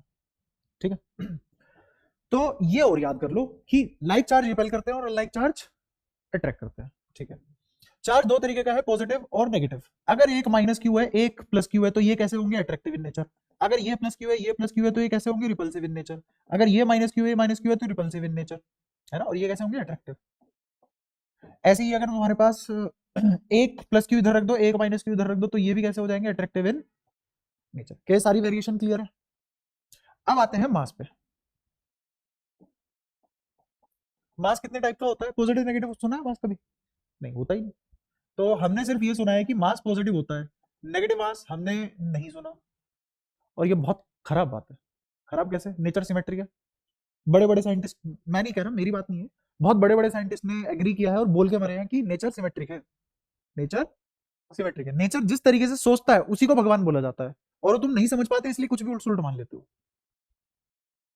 हाँ, ये दमदार बात है बहुत, तुम्हें पूरे साल पता लगती रहेगी धीरे धीरे। तो मास भी तो दो नेचर का होना चाहिए था जब चार्ज दो नेचर का है। यही है तो तीनों ही फंडामेंटल प्रॉपर्टी। जैसे चार्ज दो नेचर का होता है, प्लस माइनस, स्पिन दो नेचर की होती है, प्लस माइनस। मास को क्या बुखार हो गया, तो एग्जिस्ट तो करना चाहिए था, हम नहीं ढूंढ पाए, ना हम पता लगा पा रहे। तो ये बहुत बड़ी समस्या है हमारे लिए। पक्की बात है एग्जिस्ट करता होगा, अभी हमारी पहुंच से बहुत बाहर है। तो हम अपने सिलेबस में ही मान के चलते हैं कि हमें एक ही टाइप का मास पता है जो है पॉजिटिव, बाकी ये negative M, dark energy, dark matter, ये सब उनके ऊपर छोड़ दो। ठीक है तो यहां सिमेट्री होनी चाहिए थी, सिमेट्री नहीं है। क्यों नहीं है, नहीं पता। ऐसा नहीं है मैंने पढ़ा नहीं है, पढ़ने की कोशिश नहीं की है, किसी को नहीं पता। ठीक है तो मास दो टाइप का नहीं है। दूसरा, चार्ज, दो चार्ज आपस में रिपल्सिव फोर्स भी लगा सकते हैं और अट्रैक्टिव फोर्स भी लगा सकते हैं। दो मास आपस में सिर्फ और सिर्फ अट्रैक्टिव फोर्स लगा सकते हैं, और दोनों मास सेम नेचर के हैं। यहां सेम नेचर के चार्ज क्या रिपल्सिव फोर्स लगाते हैं, और यहां सेम नेचर के मास अट्रैक्टिव फोर्स लगाते हैं, ये क्यों? अगेन इस सवाल का मेरे पास कोई जवाब, और मेरे पास जवाब मतलब है ही नहीं किसी के पास, कोई नहीं बता सकता है। ठीक है तो ये कुछ चीजें हैं जो सोचनी चाहिए। हम सोचते भी हैं लेकिन आंसर नहीं मिल पाता हमें, चीजों को ढूंढने का कोई खात्मा नहीं है। अच्छा और थोड़ा सा सोच के देखते हैं क्या क्या चल रहा है। चार्ज दोनों टाइप के फोर्स लगा रहा है, और मास सिर्फ एक टाइप का फोर्स लगा रहा है ना। मास भी फंडामेंटल है, चार्ज भी फंडामेंटल है। तो ज्यादा फंडामेंटल कौन हुआ तुम्हारे हिसाब से, जो ज्यादा काम करके दे सके? तो ऐसे ज्यादा फंडामेंटल कौन होना चाहिए था? चार्ज। बट अब गुत्थी क्या सुलझी कि अगर कहीं मास पड़ा हुआ है, इस मास पे ही तो चार्ज होगा। बट अगर कहीं मास ही नहीं है तो चार्ज कहां से आ जाएगा? जैसे इलेक्ट्रॉन का भी तो कोई मास होता है ना। इलेक्ट्रॉन का मास किसके बराबर होगा? इलेक्ट्रॉन का मास होता है, याद कर लेना, ये भी काम की बात है, 9.1 इंटू 10⁻31 kg। ये किसका मास है? इलेक्ट्रॉन का। तो जब इलेक्ट्रॉन का कोई मास है तभी तो चार्ज आया इस पे। मैटर होना चाहिए तभी तो उसको पार्टिकल को चार्ज असाइन करेंगे। क्लियर है ये वाली बात पक्के से? ठीक है। तो ये जो मास तुमने लिखा, इस मास के एग्जिस्टेंस आने की वजह से ही इस पे चार्ज आएगा। अगर मास ना होता तो चार्ज भी नहीं होता। अब थोड़ी समझ के चलना ये बात। अगर मेरे पास चार्ज है, अगर मेरे पास चार्ज है तो मास पक्का रहा होगा। चार्ज है तो मास रहा होगा, गारंटी है इस बात की। बट अगर मेरे पास मास है तो जरूरी नहीं है चार्ज हो, नॉट मैंडेटरी। हमें कम किसके बारे में पता है? मास के बारे में। बट मास कैसा बिहेव कर रहा है कि उस पे ही चार्ज आ रहा है, चार्ज पे मास नहीं आ रहा। क्लियर है? अगेन ऐसा क्यों हो रहा है? नहीं पता। हाँ बता। हाँ, क्यू नेट की बात हो रही है। हम कभी भी किसी सिस्टम पे चार्ज की बात करेंगे तो पूरे नेट सिस्टम की ही बात करेंगे उसमें, कि पूरा सिस्टम कैसे बिहेव कर रहा है। यहां तक ये छोटी छोटी बातें जो भी की है, ये सारी की सारी याद रहेगी, दिमाग में स्टोर रहेगी पक्का। आगे की बात करते हैं थोड़ी सी और। अगर यहां तक तुम्हें सारी बातें समझ आई तो थोड़ा सा एटम की तरफ चलते हैं। एटम में एक नंबर होते हैं, दो नंबर होते हैं, एक का नाम ए होता है, एक का नाम जेड होता है। ये एटम की रिप्रेजेंटेशन है पीरियोडिक टेबल के हिसाब से, अगर तुम्हें थोड़ी थोड़ी पढ़ी हो। इसमें ए क्या होता है? Mass number. और जेड क्या होता है? Atomic number. एटॉमिक नंबर क्या होता है? Number of protons. और मास नंबर क्या होता है? Number of nucleons.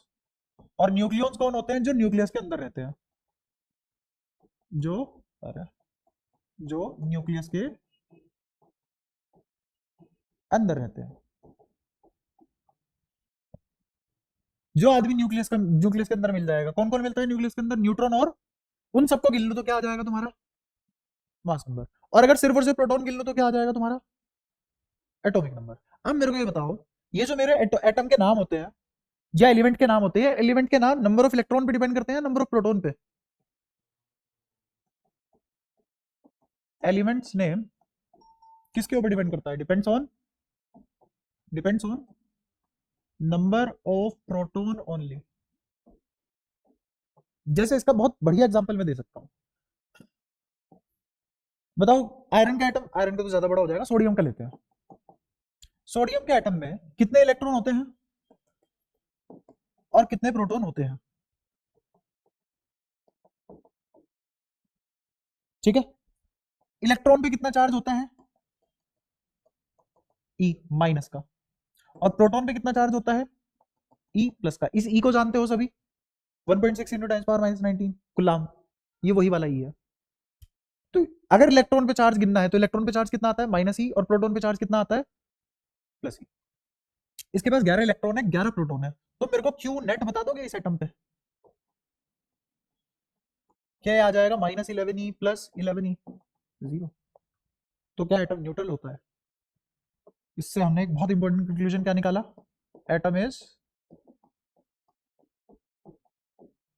न्यूट्रल। यहां तक सारी बातें क्लियर है? एटम न्यूट्रल होने का मतलब इसके पास कोई चार्ज नहीं है क्या?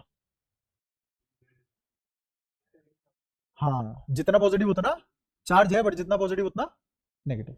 ठीक है। अगली बात करते हैं। अगर इसमें से एक इलेक्ट्रॉन चला जाए या एक इलेक्ट्रॉन एक्स्ट्रा आ जाए, इनमें से कुछ भी हो जाए, तो क्या आयन फॉर्मेशन हो जाएगी? जब कोई आयन बनता है तो उसका नाम बदल जाता है, या हम बोलने लगते हैं कि ये सोडियम का आयन है?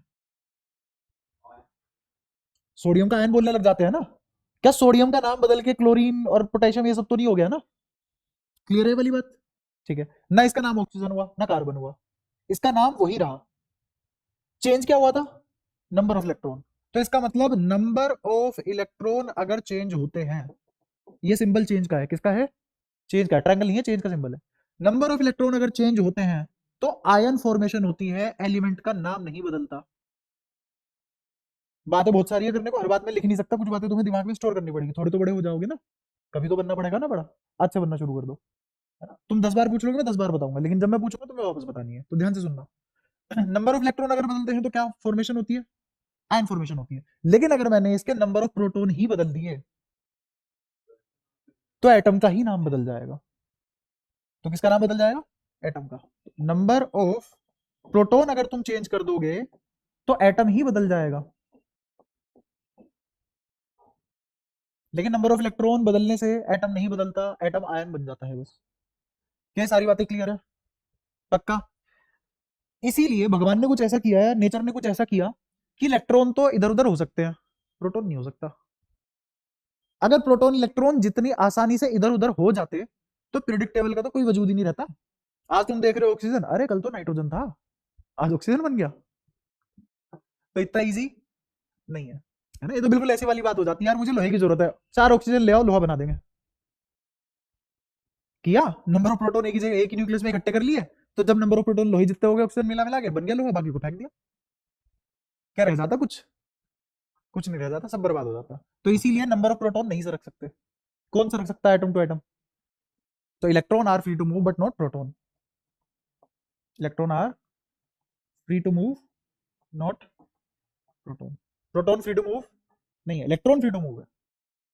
क्लियर है बात? दूसरा, इलेक्ट्रॉन फ्री टू मूव इनको क्यों आजादी? मैं तो कह रहा हूं कि प्रोटॉन को नहीं मूव करा रहे तुम, नेचर ने कुछ ऐसा किया, प्रोटॉन को लॉक कर दिया हमारे ही भले के लिए, तो इलेक्ट्रॉन को भी कर दो, उसके पास क्यों ऐसे सोतेला व्यवहार क्यों है? और बाहर में जाए, इलेक्ट्रोस्टैटिक फोर्स तो आया नहीं अभी। मैं ये पूछ रहा हूँ वो इलेक्ट्रोस्टैटिक फोर्स पैदा ही क्यों करवाया नेचर ने? ऐसी क्या जरूरत पड़ गई नेचर को इलेक्ट्रोस्टैटिक फोर्स चाहिए अब हमें? क्योंकि अगर इलेक्ट्रॉन इधर उधर ना हो तो पूरी केमिस्ट्री खत्म हो जाएगी तुम्हारी। पूरी केमिस्ट्री में पढ़ते हैं तो यही है तुम, chemistry is all about behaviour of electron, changes occurred due two electron, state का चेंज हो जाना, हाई एनर्जी में चला जाना, कलर का बदलना, स्मेल आना, ये सब किसके काम है? ये सब इलेक्ट्रॉनिक कॉन्फ़िगरेशन की वजह से होता है। ये सब किसकी वजह से होता है? जितनी भी रिएक्शन होती है सब में क्या चेंज होते हैं? इलेक्ट्रॉन और बॉन्ड ये सभी तो बदलते हैं। वो बॉन्ड किसके बीच के होते हैं? इलेक्ट्रॉन के बीच के ही तो होते हैं। तो यहां से तुम्हारी सारी की सारी दुनिया कौन सी बन जाती है? यहां से इनके फ्री होने की वजह से केमिस्ट्री नाम का एक सब्जेक्ट पैदा हो जाता है तुम्हारा। ठीक है? यहां तक कोई भी दिक्कत? इसके फिजिकल इफेक्ट और केमिकल इफेक्ट दोनों ही केमिस्ट्री में देखेंगे। तो फिजिक्स में क्या पढ़ेंगे? इनका ओवरऑल जनरलाइज नेचर, और केमिस्ट्री में क्या पढ़ते हैं? इनका डिस्क्रीट नेचर। जैसे मैं तुम सभी बच्चों को एक एक करके अलग अलग पढ़ूं, तुम्हारे बिहेवियर के बारे में पढ़ूं, तो वो क्या होगी? केमिस्ट्री। और मैं पूरी क्लास को एक साथ पढ़ूं और एक जनरलाइज कमेंट कर पाऊं, तो वो क्या हो गया? फिजिक्स। अभी इस लेवल पे यही है, अभी इस लेवल पे यही है। तो तुम्हें एटम के बारे में थोड़ा बहुत ये पता लगा, अगर आयन फॉर्मेशन नहीं है तो हर एटम अपने आप में कैसा है? एवरी एटम इज, ये बात सबको समझ में आती है कि हर एटम न्यूट्रल है। अगर हर एटम न्यूट्रल है तो एटम से मिलकर क्या बनते हैं? मॉलिक्यूल।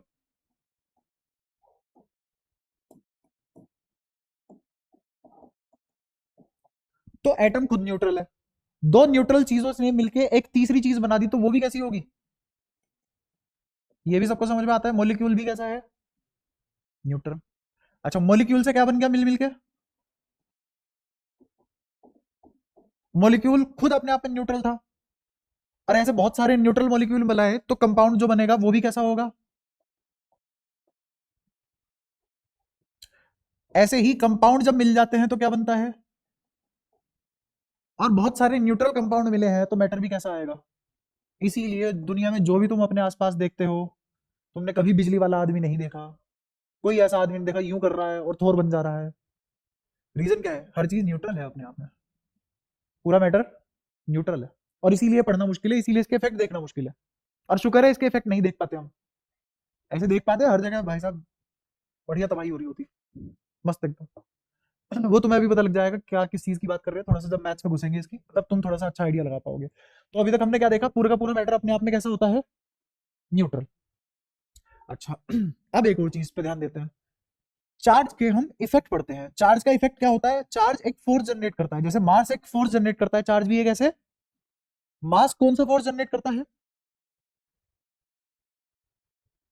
मास इलेक्ट्रोस्टैटिक जनरेट कर देता है, मास इलेक्ट्रिक फोर्स जनरेट कर देता है, मास कुछ नहीं करता, तभी तेरे पास नहीं है। हाँ, मास कौन सा फोर्स जनरेट करता है, मैं पक्का सही क्लास में तो पढ़ा रहा हूँ, बारी में आया हो ना तो, ठीक है, 11वीं थोड़ी बहुत मतलब बिना पैसे दिए पास हुई है। तो क्यू, क्यू क्या जनरेट करेगा, इलेक्ट्रोस्टैटिक फोर्स, मास क्या जनरेट करता था, ग्रेविटेशन फोर्स। तो यहाँ पे एक फोर्स जनरेट करेगा कौन, चार्ज। वहां पे क्या होता था, उस फोर्स की वजह से एक फील्ड आती थी जिसका नाम क्या था, और यहाँ पे ही ऐसे चार्ज की वजह से एक फोर्स आएगा, इस फोर्स की वजह से क्या आएगा, इलेक्ट्रिक फील्ड। ये बात तो अंडरस्टूड है ना, ठीक है। अभी मैं ये नहीं पढ़ा रहा इलेक्ट्रिक फील्ड क्या है, वो भी पढ़ाऊंगा, बट अभी तुम ये तो समझ पा रहे हो इलेक्ट्रिक फील्ड आएगी, बट ये इलेक्ट्रिक फील्ड कब आएगी, जब चार्ज आएगा।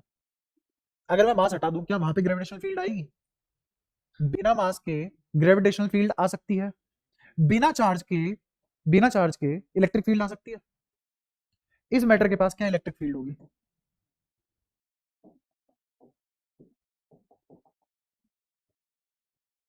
इसीलिए तुम्हें कोई भी इलेक्ट्रिक फील्ड का अभाव नहीं होता, जबकि इलेक्ट्रिक फील्ड जो फोर्स जनरेट करता है वो ग्रेविटेशनल फील्ड से 10 टू 40 टाइम्स ज्यादा होता है। बट हम तो नहीं फील कर रहे हो, ग्रेविटी फील कर रहे हैं, ग्रेविटी इतना कमजोर फोर्स है वो फील कर रहे हैं, बट इलेक्ट्रोस्टैटिक फोर्स इतना ज्यादा स्ट्रॉन्ग है, 10 और 40 टाइम्स ज्यादा स्ट्रॉन्ग है, तब भी हम फील नहीं कर पा रहे, क्यों, क्योंकि हमारे आसपास सभी चीजें और हेंस उनका इफेक्ट जीरो है। इस तरीके से बनी है ये दुनिया, कितनी सोच समझ के, तो इत्तेफाक तो है नहीं, कोइंसिडेंस तो है नहीं, सोची समझी चाल है ना। अच्छा अब ये लेकिन कह देना, अब मैं तुमसे एक सवाल पूछता हूँ, बहुत बढ़िया सवाल है वो, कोशिश करना जवाब करने की। मैंने कहा Q net, Q net zero है, तो इसका मतलब है ई नेट भी जीरो होगा। बताओ ये स्टेटमेंट ट्रू है या फॉल्स है, दो तीन को ही आया समझ में। अगर क्यू नेट जीरो है तो नेट इलेक्ट्रिक फील्ड क्या होगा,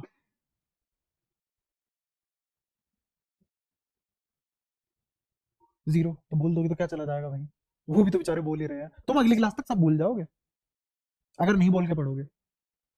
ये ऐसा नहीं है कि तुमसे तुम्हारे बोलने से मेरे यहाँ लक्ष्मी बरस जाएगी, ऐसा कुछ भी नहीं है, तुम्हारा फायदा है उसमें, तुम्हारी बुद्धि में चीजें बढ़िया इनहेरिटेड वे में थोड़ी सी स्टोर होंगी, तो तुम्हारी फायदा है उसमें, तुम बोल के पढ़ा करो। और बोल के पढ़ा करो ऐसा मतलब नहीं है यार राधे राधे करते हुए पढ़ रहे हो, वो भी नहीं। अब समझना इस बात का जवाब में और मे नोट भी है। अब अगर मैंने इतना गंदा आंसर लिखा है समझाना भी पड़ेगा, तो अब समझते भी है इसको। एक एटम की बात करेंगे और एक मॉलिक्यूल की बात करेंगे, है ना। एटम के न्यूक्लियस पे एक पॉजिटिव चार्ज होता है, जितना इस पे पॉजिटिव चार्ज है उतना ही इलेक्ट्रॉन पे नेगेटिव चार्ज होता है, और ऐसे खूब इलेक्ट्रॉन हो सकते हैं, है ना, इसमें तो कोई दिक्कत नहीं है। इसने इसने अगर सेंटर पे प्लस क्यू होल्ड किया है तो इन सभी इलेक्ट्रॉन को मिला के कितना होल्ड करेगा,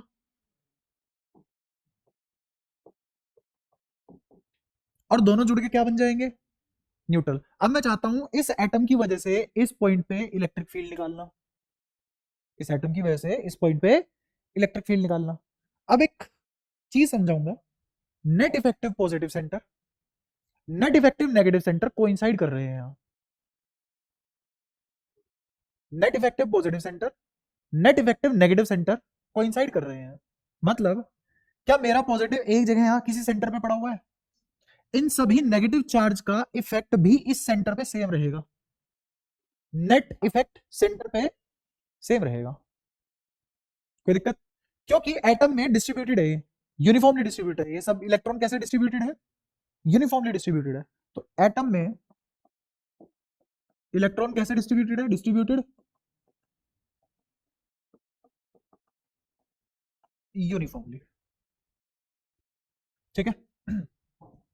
ऐसे ही इधर आ जाओ, मैंने एक मॉलिक्यूल लिया जिसका नाम है HCl, सभी जानते हैं, तेजाब, कच्चा तेजाब।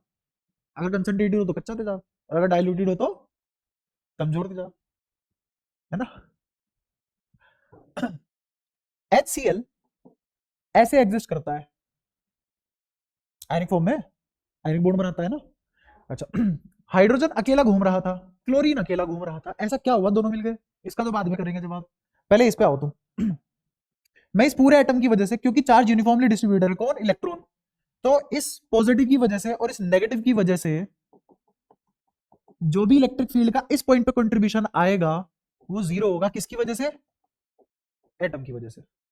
ये बात तो सबको समझ में आती है, यहां तक कोई दूरी दूरी कह रहा हूं दिक्कत? तो क्यों नेट जीरो होने की वजह से इलेक्ट्रिक फील्ड जीरो। तो मेरी यहां से कौन सी वाली बात सही होगी? यस वाली। यस आ गया अपने पास, इधर आओ, वापस आओ। ये H+Cl- है, ठीक है।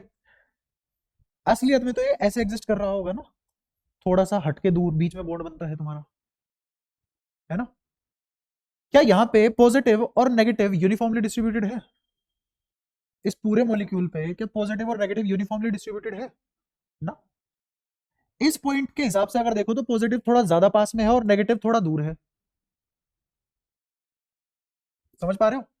तो इसका मतलब इसकी वजह से ई पॉजिटिव हल्का सा बड़ा होगा, इसका मतलब क्या है? बहुत जरा सा बड़ा होगा ई नेगेटिव से। इसका मतलब नेट कंट्रीब्यूशन जीरो नहीं हो पाएगा, नेट कंट्रीब्यूशन जीरो। अच्छा, ओवरऑल चार्ज देखते हैं, इस पे कितना चार्ज है? प्लस क्यू, इस पे कितना चार्ज है? Minus Q. ओवरऑल कैसा है ये? तो क्यू नेट इसका भी जीरो है, क्यू नेट एटम का भी जीरो है। बट क्योंकि यहां पे चार्ज पार्शियली डिस्ट्रीब्यूटेड है, कैसा डिस्ट्रीब्यूटेड है? Partially distributed, non uniform distribution है, तो उसकी वजह से यहाँ एक फीबल, मतलब बहुत छोटा सा इलेक्ट्रिक फील्ड एग्जिस्ट कर सकता है। वो कितना छोटा होगा हम नहीं समझ पाएंगे उसको, इतना छोटा होगा, बहुत ज्यादा कमजोर। कितना फर्क होगा पॉजिटिव नेगेटिव में? 10⁻⁻6 10⁻⁵ इतना फर्क होगा बस। क्या है? बहुत कम छोटा सा फर्क है, बट जीरो तो नहीं है ना। तो अब क्या मैं तुम्हें ये समझा पाया कि इसका आंसर है मे और मे नोट भी। टेंशन मतलब सीबीएसई कभी नहीं पूछेगा ये सवाल, तुम्हारी अपनी समझ के लिए था, ताकि मैं तुम्हें वो वाले सवाल करवा पाऊं जो सीबीएसई में या तो छोड़े जाते हैं, आधा घंटा लगा के समझाए जाते हैं, वो तुम एक लाइन में समझ जाओ, है ना, क्योंकि मुझे तो पता है क्या क्या करवाना है आगे तक। अच्छा, और बातें सुनना। क्या यहाँ पे चार्ज मेरा यूनिफॉर्म नॉन यूनिफॉर्म डिस्ट्रीब्यूशन है, तो तुमने केमिस्ट्री में पढ़ा होगा ऐसी चीजों को पोलर मॉलिक्यूल बोल देते हैं।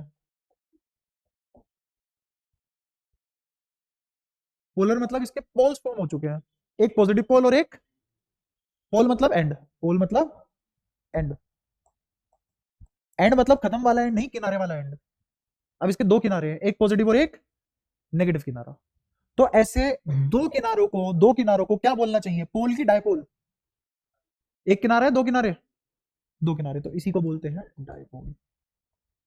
और इसीलिए तुम dipole, electric field due to dipole पढ़ते हो। और मैं बता रहा हूँ, जिंदगी में तुम पढ़ लेना, अपनी क्लास में 50 के 50 बालक छोड़ो, दूसरे सेक्शन, 3 सेक्शन 4 सेक्शन जितने भी होंगे तुम्हारे स्कूल में, सबसे पता कर लेना भाई, तूने कभी अपनी बुद्धि से सोचा है डायपोल में इक्वल अमाउंट ऑफ चार्ज होता है, सेपरेटेड एट नेग्लिजिबल दूरी, दोनों का नेचर अपोजिट होता है, मैग्नीट्यूड बराबर होता है, तू इलेक्ट्रिक फील्ड क्यों निकाल रहा है उसकी वजह से जब क्यू नेट जीरो है? ये तुम अगले साल भी पूछ लोगे ना बच्चों से, वो बोलेंगे नहीं भाई ये तो नहीं सोचा हमने, और मुंह फाड़ के निकाले जा रहे हैं। पूछा तो जा सकता है, कॉन्सेप्चुअली बढ़िया क्वेश्चन बनाया जा सकता है। तो यही है डायपोल जिसको तुम पढ़ोगे आगे चल के, electric field due to dipole, ठीक है। और मैं ये भी प्रूव करवा दूंगा, तुम हर चीज डायपोल को लेके पढ़ोगे, डाइलेक्ट्रिक कांस्टेंट वो डायपोल होगा, कैपेसिटर में जो भरोगे वो डायपोल होगा, पोलराइजेशन डायपोल होगा, किस फैक्टर से फोर्स कम हो जाता है डायपोल बताएगा, ठीक है। हाँ, हाँ बहुत कम होगी, बहुत छोटी होगी, नेग्लिजिबल। हाँ बट जीरो नहीं होगी, दूर भी जाती हो सकती है, पास भी आती हो सकती है। अरे ले, मैं इसको ऐसे पलट के रख देता, सीएल इधर है, एच उधर है,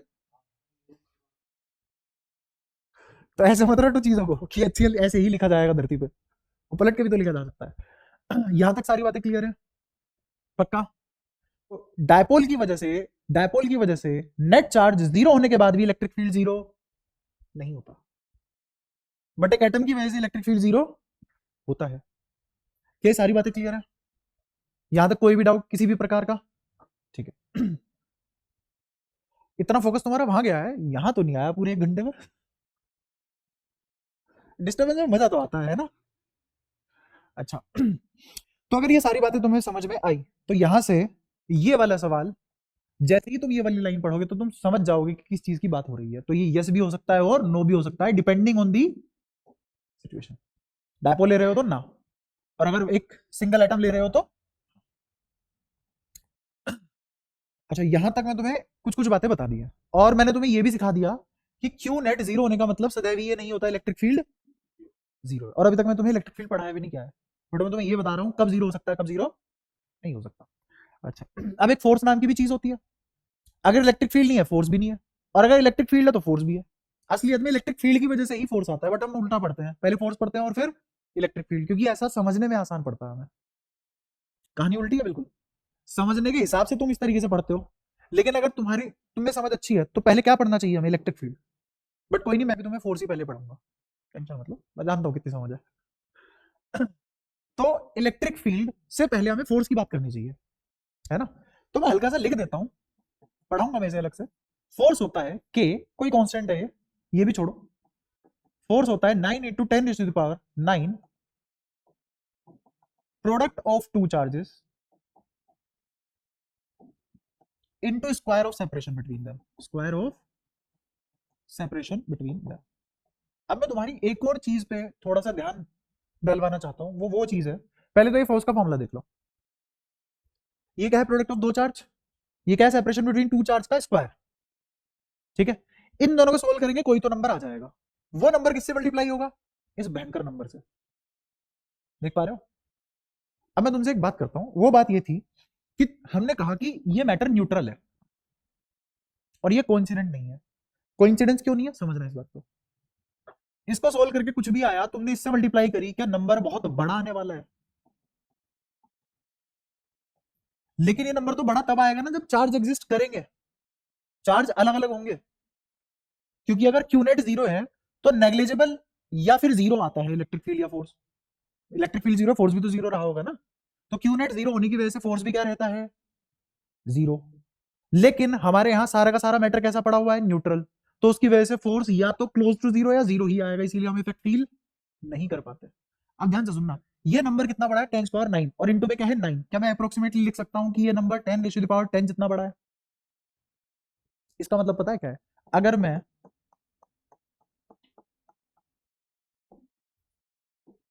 इतने परसेंट, देख रहे हो कितना छोटा नंबर है, इतने परसेंट भी अगर न्यूट्रलिटी डिस्टर्ब कर दूं, किसकी, चार्ज की, चार्ज की कितने परसेंट न्यूट्रलिटी डिस्टर्ब किया,